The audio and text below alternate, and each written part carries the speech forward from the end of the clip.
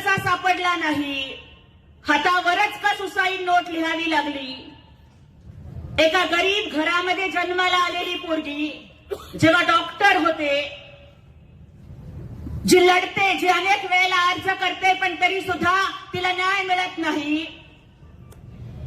आपल्या कुटुंबाचं एकमेव आशा स्थान असणारी, ज्या देशामध्ये बेटी बचाव बेटी पढाव सांगितलं जातं, त्या देशामध्ये एका डॉक्टर ताईला आत्महत्या करावी लागली.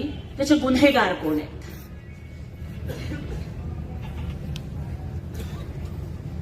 कुठल्याच तपासणीला सामोरं न जाता क्लीन चिट का दिली जाते?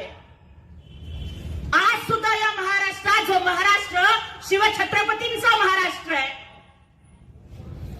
ज्या महाराष्ट्रात एका सर्वसामान्य स्त्रीच्या अब्रूवरती हात घातला म्हणून छत्रपती शिवाजी महाराजांनी रांझ्याच्या पाटलाचे हातपाय तोडले होते, चौरंग केला होता, त्या शिवरायांच्या महाराष्ट्रात आज सुद्धा एका डॉक्टर ताईला आत्महत्या करावी लागते आणि मेल्यानंतर सुद्धा तिला न्याय न देता परत पुन्हा तिच्या चारित्र्याचा अपमान केला जातो.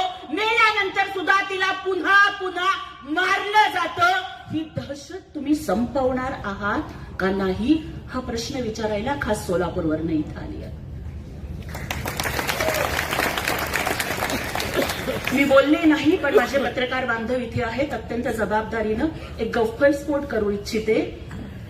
ज्या वेळेला हे प्रकरण घडलं आणि अनेक आरोप प्रत्यारोप पत्रकार परिषदा होत होत्या, अनेक महिला नेत्या बोलत होत्या, त्यावेळेस इथल्या काही लोकांनी हस्ते परहस्ते माझ्यापर्यंत निरोप पोहोचवले होते.